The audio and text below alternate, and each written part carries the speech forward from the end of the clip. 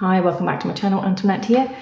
This is going to be a very quick one with the Mythologia Fennica tarot by Susanna Salo, and it is a Rockpool publishing production, and this one has been now mass marketed, released, obviously because I now have it. And so let's take a look.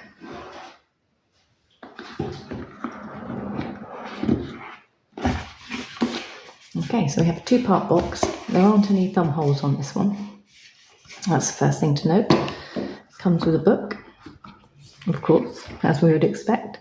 And this is going to be quite an important part of the deck because it tells us about the various characters in the cards which relate to Finnish folklore. And some of these actually relate to other countries that Finland is linked to. Names, spellings change slightly, but the premise is the same. So let's have a look in the book. So it's a colour book.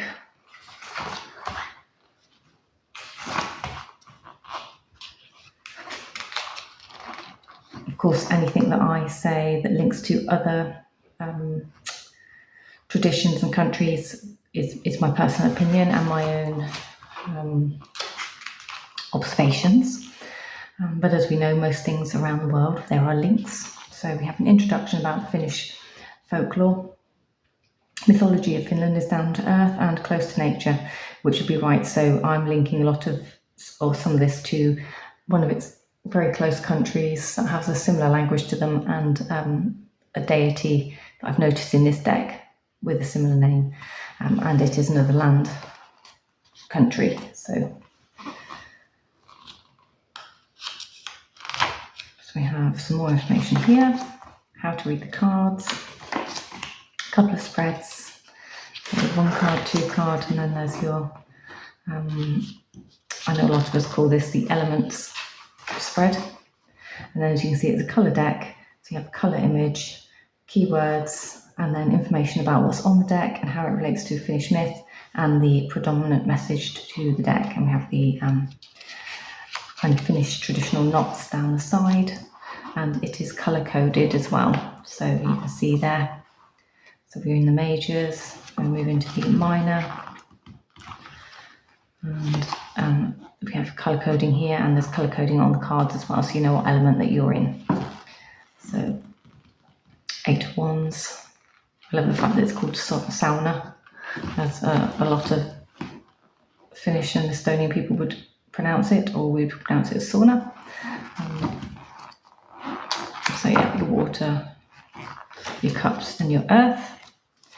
And then at the back we have a little bit of information about our lovely creator of this deck, and you can find her also on Instagram under Ukko Tarot or Mythologia Fennica Tarot, if you want to at her to tag her on any posts. So yeah, this tells us about Susanna Salo from Helsinki of Finland. So there we go.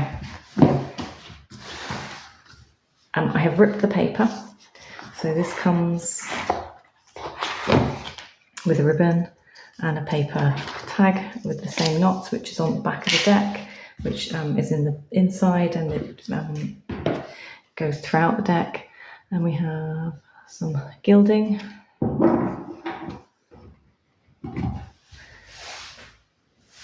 And then let's bring you down. So I don't have a lot to say about these cards, I'm afraid, because I can't talk about them other than the fact that, you know, for the beginning we can see we have an egg. That's just from the paper, the way the paper's bound around the card. So I'll probably have to maybe just get a blue pen and scrape down the sides of that.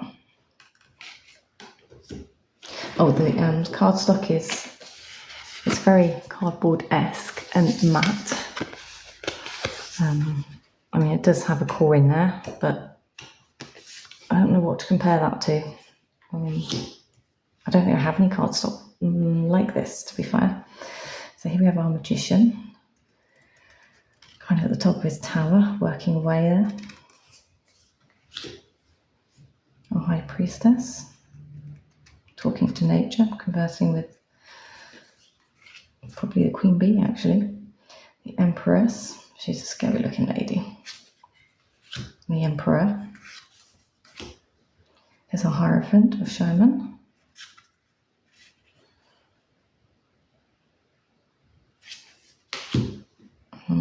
The lovers, and the fact that we've got swans intertwined. Lamentation of the boat for chariot. We have strength.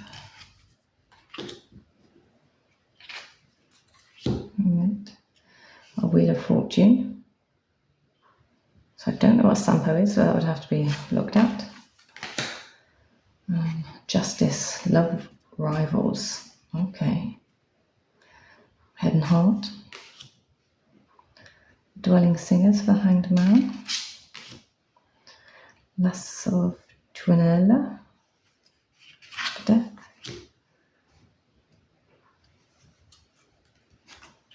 Just where they catch on the gilding being new. The devil for devil. Great oak for the tower. That's quite a common one. We have the blasted oak, don't we, in the wildwood. Here we have our North Star. That's quite like that, actually, for the star. And our moon. The sun. Judgment. Tree of life. Then we're on to the wands with the fire element or element of fire. So birth of fire. Now my understanding, and I could be very wrong, is that the lightning that created the fire, the first spark of fire, was caused by the god Ukko. Because he's the god of thunder and lightning. But I could be completely wrong with this. She said I can't talk about the cards. It's nice to be able to say something, I think, but the whole idea of me having this deck is so that I can have a little look in and learn about these things, because it's very hard to find Estonian myth, and Finland and Estonia are very similar from how they originated, and that's why a lot of their belief systems and the way that they worship are the same, being land people. More so than it would be for the Baltic states, which I was told by a Baltic person, so my information came from directly from that kind of area. And then when I had a look at some of the gods, I did notice that then there were similarities. That's why this one seemed the best fit for me to have a look into. And here we have Panu, the toast of Ukko, or Ukko. Spring spirit for Two of Cups, like that.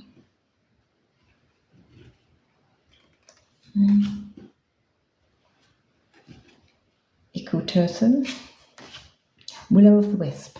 See, we had a children's program called Willow the Wisp, so that's really interesting as well.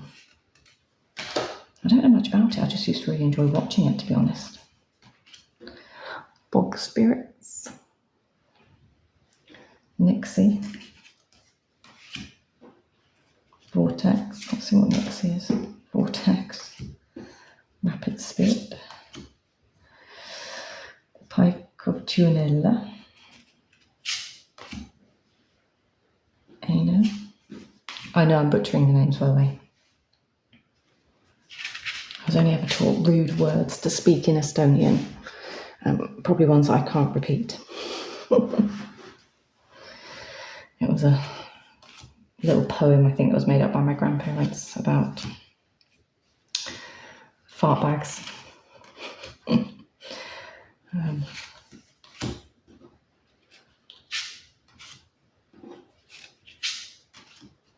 Folk of the Graveyard. So when you look into these cards, they're really quite fascinating. These spirits you can see in trees as well. So there's like types of trees where you see this sort of formation appear. So I think that's brilliant. Witch's Circle. Port of serpents. There's our raven. The elk of Hisi is our knight of swords. Queen of swords. And then we have the supreme god, as I would call him, Ukko.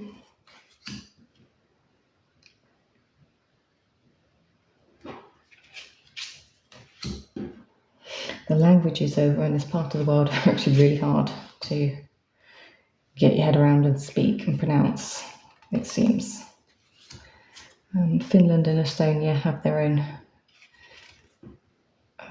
languages which are very separate, I believe, to the other surrounding countries, and they are the most similar to each other, although it's very different now, but they used to be the most similar, and they are the two countries that converse the most, with the most similarities. So.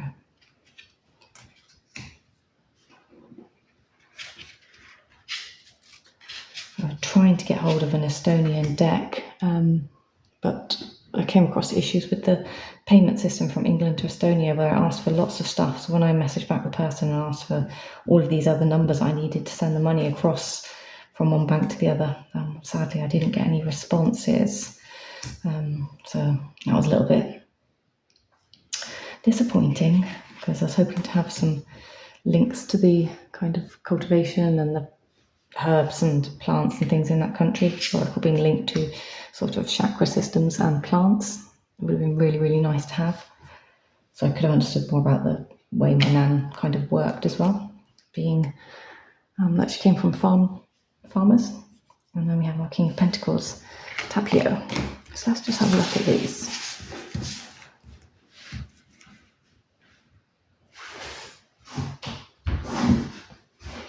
Sorry, I've lost my chair, so I'm really, really uncomfortable trying to kneel on the floor here. Right, so let's look at Sampo, Wheel of Fortune.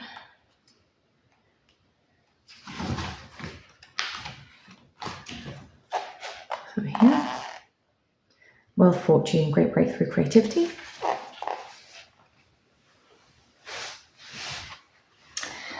As a reward for forging the Sampo, a magical mill producing endless wealth, Louis promised Ilmarinen, or the Maid of Pujala, as a bride.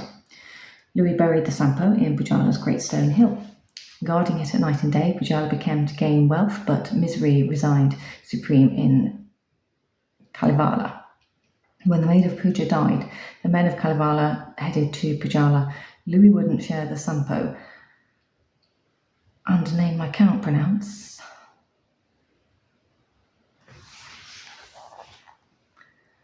Vanimoen lulled the people to sleep, I think, using his Cantelli. The men broke into the stone hill and carried out the Sampo to their boat. On the way home, Lemminkainen couldn't control his joy and began to sing, waking the folk of the Pujala. When Louis saw the Sampo was gone, she set sail in the great warship. When they hit a rock and the ship sank, Louis turned herself into an eagle, took her forces on her back and flew to their enemies. As they battled, the Sampo slipped from Louis's claws shattering. The waves carried some pieces to Kalevala, bringing fortune and prosperity with them. The message here is Ilmarin brought the Sampo to life using his vision and skills to create something never seen before. Sampo represents an idea that brings wealth. Using your vision and skills, you can create a Sampo of your own. However, all good ideas should be shared. The moral behind the story of the Sampo is that no one can hoard all the fortune alone. I quite like that. Let's find our Will-o'-the-Wisp.